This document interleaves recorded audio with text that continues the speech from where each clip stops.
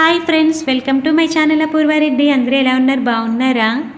నేనైతే బాగున్నాను. ముందుగా అందరికీ మొదటి కార్తీక సోమవారం శుభాకాంక్షలు. ఇంకేంటి ఫ్రెండ్స్, మీకు ఏరియాలో వర్షం పడుతుందా? మాకైతే ఫుల్గా వర్షం పడిపోతుంది. తుఫాన్ చెప్తున్నాడు కదా న్యూస్లో. మాకైతే అసలు చాలా వర్షం పడుతుంది. టెంపుల్కి కూడా వెళ్ళడానికి లేదు, అంతలా వర్షం పడుతుంది. మీకు కూడా వర్షం పడుతుందా? ఒకవేళ పడుతుంటే కనుక కామెంట్ బాక్స్లో మెన్షన్ చేయండి. ఇంకా ఎవరెవరు టెంపుల్కి వెళ్ళారు, ఇవాళ ఎవరైతే ఫాస్టింగ్ ఉంటున్నారో వాళ్ళు కూడా కామెంట్ బాక్స్లో మెన్షన్ చేయండి. నేనైతే టెంపుల్కి వెళ్ళలేదు, ఫాస్టింగ్ చేయట్లేదు, ఏమీ లేదు. జస్ట్ ఏంటంటే ఉల్లిపాయ వెల్లుల్లి లేకుండా క్యాబేజీ కర్రీ రెసిపీ బెంగాలీ స్టైల్లో చేస్తున్నాను. ఎలా చేస్తున్నానో చూద్దాం రండి. ఫస్ట్ అయితే చూసారు కదా, నేను క్యాబేజీ చాలా చిన్న చిన్న పీసెస్ కింద కట్ చేసుకున్నాను. అలా మీకు ఎంత వీలైతే అంత చిన్న చిన్న పీసెస్ కింద క్యాబేజీని కట్ చేసుకోండి. తర్వాత పొటాటోని కూడా పైన చెక్కు తీసేసి మీడియం సైజు కింద పొటాటోని కూడా కట్ చేసుకోండి. తర్వాత నేను ముందు రోజు నైటే పచ్చిశనగపప్పు నానబెట్టుకున్నాను. అది వండిన రోజు వాష్ చేసుకుని పక్కన పెట్టుకున్నాను. అలా మీరు పచ్చిశనగపప్పు కూడా నానబెట్టేసుకుని ముందు రోజు నానబెట్టుకోవచ్చు, లేకపోతే మార్నింగ్ అన్నా నానబెట్టుకోవచ్చు.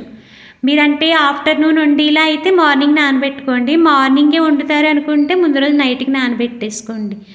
ఇప్పుడైతే ప్రాసెస్ చూద్దాం. ఫస్ట్ అయితే ఆయిల్, దేనికైనా ఆయిల్ కంపల్సరీ కదండి. అలా ఆయిల్ వేసుకొని ఆయిల్ కాగిపోయిన తర్వాత అందులో పొటాటో పీసెస్ వేసుకుని వాటిని ఇలా బ్రౌన్ కలర్ వచ్చే వరకు వేపుకోవాలి. ఇందులో సాల్ట్ కానీ ఏమీ వేయనవసరం లేదు.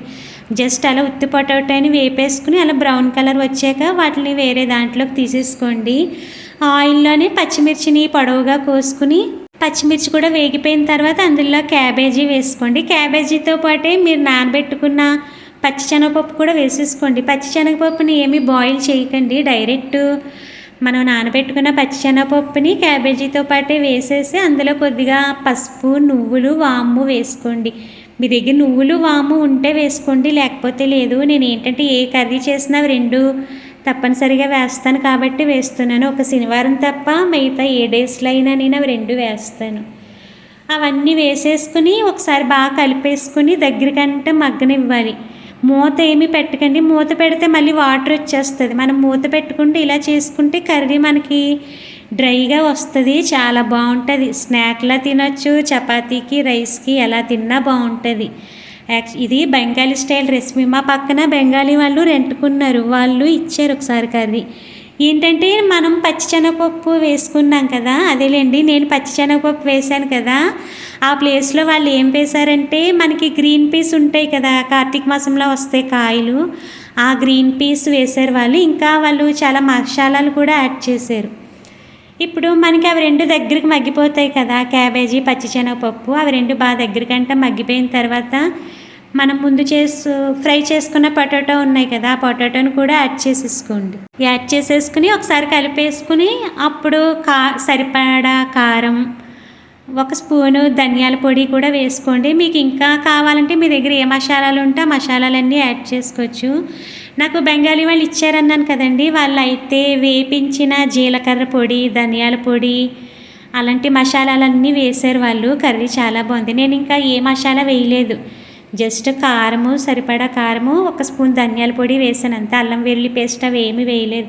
ఎందుకంటే నేను ముందు 2 రోజులు కూడా మసాలా ఫ్లేవర్కి సంబంధించిన ఐటమ్స్ తిన్నాము కదా అని, అంటే మష్రూమ్ దమ్ బిర్యానీ తిన్నాము. ఆ ముందు రోజు అయితేనేమో టమాటో రైస్ చేశాను.